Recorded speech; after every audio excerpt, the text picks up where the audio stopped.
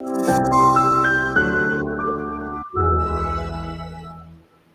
right, fantastic. Great to be here. My name is Ahide Adum, just like you've heard, and I hope that the next few minutes we spend together will be fruitful for you and fruitful for me too. Every time you share information, it's a chance to grow yourself. It's a chance to go over some of the things that you know, and perhaps in the course of sharing what I do know, some other inspiration will come my way. So I am glad to be here, and I am glad that I'm not talking to myself. All right, so I'm glad you're here too. Okay, so basically my topic today, I'm dealing with succeeding as a voiceover artist in a competitive economy.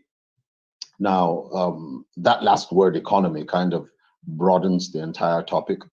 Um, there's almost no economy that is not competitive, but particularly in a place like where we are in Lagos, it's very competitive. A metropolitan city, a cosmopolitan city of this size, and with the number of people and the level of development in this city, it is definitely a place where you will not rise to the top on a whim.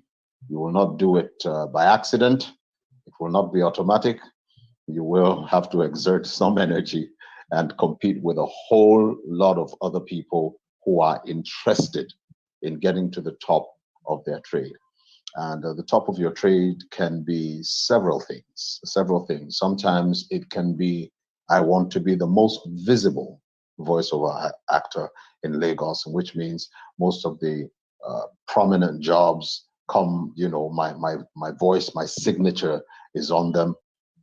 Another way it can be is that perhaps you're not the most visible. Perhaps you just want to get in on the biggest deals, which means you want to be at a place where you're making, uh, I don't want to use that absolute term, the most money, but you're right up there at the top, yeah, making that kind of money and taking a good size of the market share, on your side. That's another side that you can aspire to. But all this is not going to just fall into your lap like ripe mangoes. I mean, even ripe mangoes, you probably have to wait a little or shake the tree or do something before they fall. But it's not going to be that easy. This is Lagos. You're going to have to put up some sort of a fight. Now, I'm going to cruise through this. I'm not going to try to be in any way technical. I believe that as far as information goes, if you are serious about what you do, information is really always at your fingertips. And spending time with you like this allows me to share with you maybe the same information, but from a perspective of experience.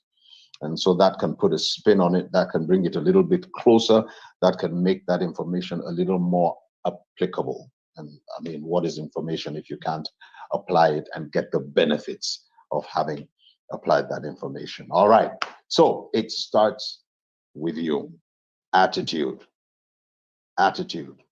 I've heard this somewhere. I don't know who said it first, but there's a saying that your attitude determines your altitude.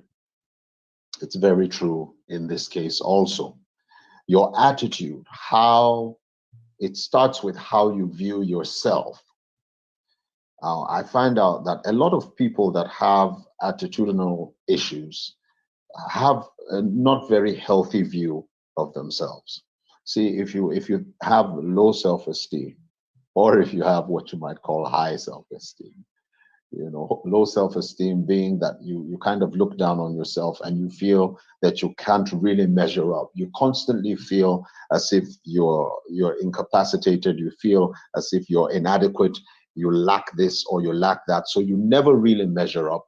It can be a great deficit. The kind of confidence that you need to compete in the marketplace will not be there. Now, on the other hand, if you have this sort of, I'll call it a superiority complex, where you feel that you know better than everybody else, that is going to affect your attitude and how you relate with people.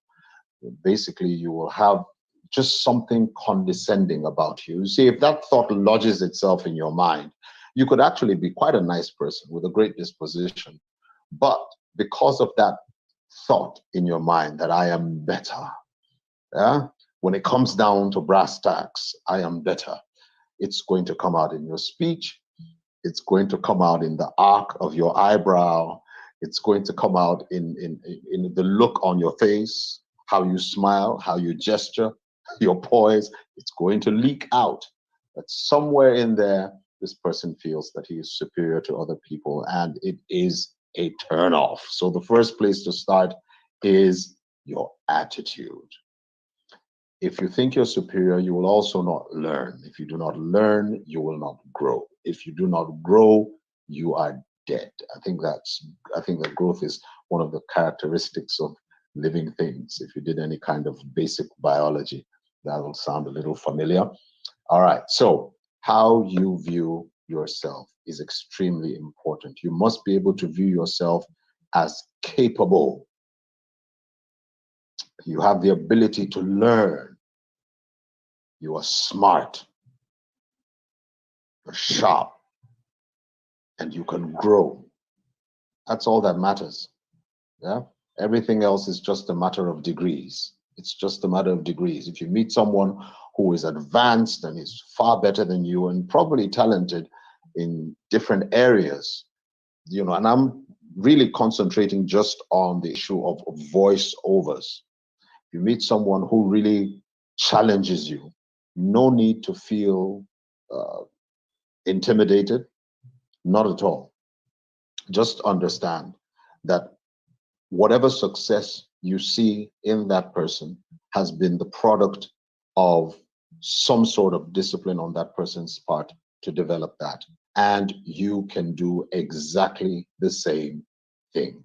If you'll discipline yourself, focus on what your strengths are, and build yourself out from there, it will help you a great deal. And it'll also add, to developing that great attitude of yours, that attitude that says, this is who I am confident, I know what I'm doing, I can do better, I learn all the time, and I'm quick about it, I'm smart about it. This will always pull you through at the end of the day. Here in Lagos, I happen to have been born further north, and growing up further north, the lifestyle, the cities are much smaller. They're not as cosmopolitan. You don't meet that many outsiders, so we're a little bit laid back. Now, in a place like Lagos, because our topic is succeeding in a competitive economy, you must understand that that attitude needs to be readjusted. All right, you need to put in a little bit of aggression into that attitude, and you can still be a little humble and laid back, but you must know when to assert yourself and let people know, I can do this. This is what I do. This is who I am. I can do it as well as anybody can. All right. And that will give them the confidence. Among the plethora of people probably vying for that job, that will give them the confidence, the look in your eye. And that confidence that you exude will give them the confidence to reach out to you and to engage you for some kind of work. Now, this leads me from your attitude, this leads me into something I usually leave until the end of my talks, but I'm going to bring it up now just because the flow is really nice.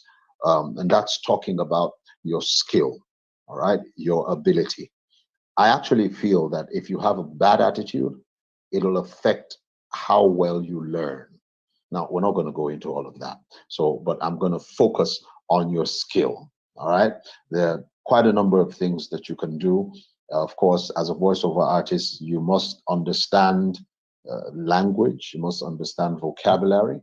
So, your understanding of words must be quite vast. That way, when you come across a word that you're not very familiar with, it doesn't take you by surprise. There should be very few words that you're not familiar with. But I guarantee you, no matter how many words you think you know, you will always come across a word or a phrase that you're not familiar with. The great thing is that, we have Google to come to our aid in many cases. So you can always Google, you can find out what does this word mean and how do I pronounce this word? How is this word applied? All right. So in that way, you can be very effective in your delivery of a script. All right. So your skill apart from understanding vocabulary, of course, it'll also involve your ability to interpret a script. So if I handed you a script about maybe a Nollywood script, and it's about a movie, and this movie is a drama, and it's actually a bit of a tragedy. It's kind of a tragic drama. Bad things happen. It's solemn, it's sober, and I give you the script. You cannot read that script with a hyper, voice, and you're talking about, yes, this is the script, this is the movie, and you're going to watch this movie and all the fantastic things that happen in this movie. That is not going to work. You have to interpret that script according to what it is trying to project. What is your client? What mood and what frame of mind is your client trying to get the general public to be in every time they encounter, if it's a commercial, if it's a documentary, whatever it is? What is the end goal? For a drama, something that's tragic, your voice is going to be solemn. It doesn't necessarily have to be slow, but it just has to convey that feeling of seriousness. All right, we're going into a time of seriousness, and your voice has to convey that. So another aspect of skill that I love to say this. I say this all the time, and I really love to say this. Skill, especially when it is well developed, is magical. Absolutely magical. And I say this without any controversy, without any hesitation. When you get to the point where your confidence and your skill are at par, which means when you tell someone that I am a voiceover artist and I am good at what I do, and the person says, okay, I'll try you out, and they try you out, and you are able to deliver at that level. Now, even in saying that I am good at what I do, perhaps your pricing also reflects that confidence. They say, how much do you charge? And your charge is a little higher. All right, it's like a premium price, yeah, for a premium voice and premium delivery. All right, you want to be able to go into the studio and match up with with those bragging rights. This is the reason why I can talk the way I talk. But what is interesting about it is that when you get to that point, then you begin to enjoy the power of referrals. You begin to enjoy, it's magical. That's the only way I can describe it. It's magical.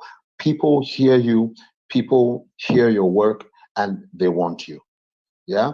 Sometimes your voice and your delivery is what the client is looking for to break new grounds with, I don't know, some in some negotiation or something, or some product that they want to put out. If it's a commercial, that voice, that delivery, that ability to properly encapsulate exactly what the client wants, it becomes sort of like a lucky charm for the client, and so it becomes magical. People begin to look for you. They want your services. They need your services, and most times they will pay whatever you charge.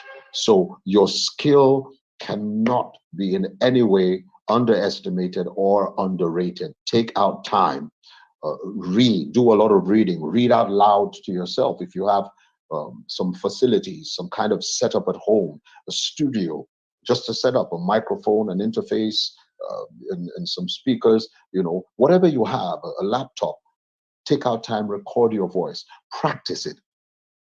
Go over and over and over. When I started out, there was a statement on my first voiceover. The very first statement that my then client said to me, he said, read this read this and make it sound like they do on CNN and BBC. And now I understand what he meant. What he meant was, give me that kind of delivery. Right? Don't not necessarily read it like it's news, but give me that kind of confident delivery. That delivery that makes people confident when they hear you and what you're saying. They're confident. They want to do what you said because they understand, or they believe that you understand what you are doing. So skill cannot be underrated. Your skill is very, very important. All right. Another one is invest. Make work easy for yourself. Invest in a microphone, invest in a laptop, get a setup, an audio interface, invest in a studio if you must, but get a setup, a place where you can hone your skill and a place where you can help your client, you know, get their jobs on time and in the proper format with the proper quality of audio file. Okay, so take time to invest, and if you can, also think of some of the legal things like a company or a business name, and some of those things also help the certain jobs that you're dealing with, and they just kind of feel a little more comfortable if you show some level of professionalism where it's not just you and a private thing, but you have a company going, you have it gives you some props. Okay, and I think some jobs will come to you much easier. There are jobs that I have done where they have asked me specifically, give us your company name, we'd like to pay into your company account. All right, so that is also important. Now, moving on, of course, it is important uh, to stay abreast with the trends in your industry. Now, these trends in our industry, the voiceover industry, as far as I'm concerned, is still quite young and just fledging or just coming up. And the environment within which we find ourselves may not be the best environment to mature us as fast as we ought to mature.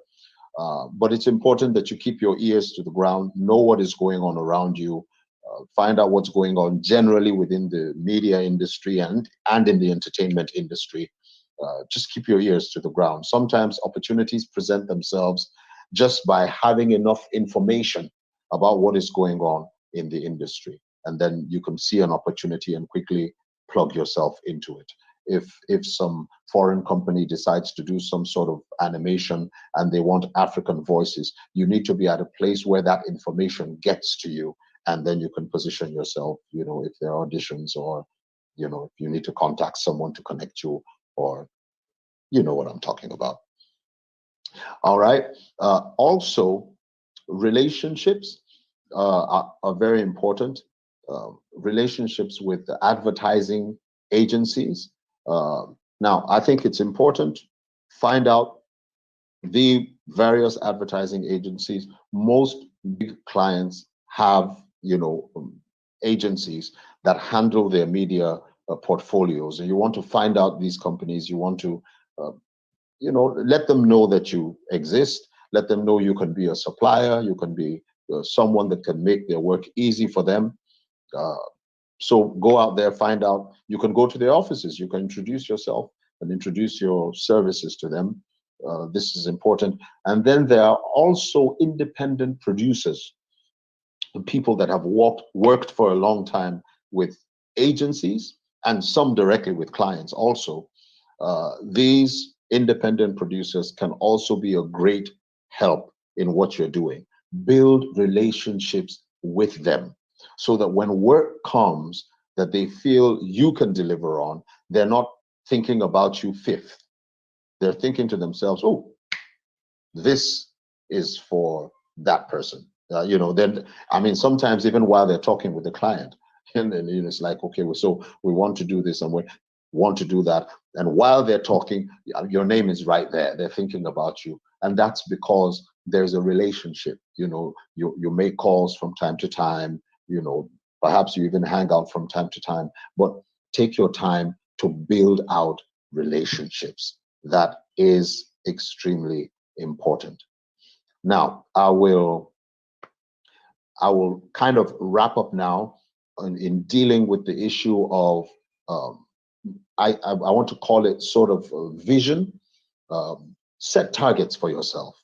Set targets for yourself. If you really want to be competitive, set targets for yourself. And every time you meet that target, it could be the number of jobs, it could be how much you charge for jobs, it could be what kind of products or services or companies, the kind of places you want to hear your voice. You know, for instance, do you want to do just commercials? Do you want to do documentaries? Do you want to do all of them? Do you want to do audiobooks? Do you want to do e-learning stuff? All that needs to come into perspective and set targets for yourself. And every time you meet a target, give yourself a check mark and then set a higher target for yourself. Sometimes what hinders us is that we are just looking for what will fill our stomachs. Once we start to make enough money and we're sort of comfortable, you have a little car, you can pay your rent, it's all coming from voiceover, you feel that that's the end of the road. If you want to be successful in a competitive market, you need to think further than that.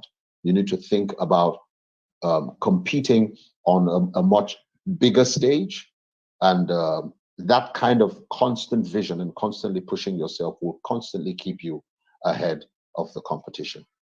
All right, so I think my time is just about up, and I hope the things that I've shared with you have encouraged you and helped you along your journey to becoming the very best voiceover artist that you could ever be.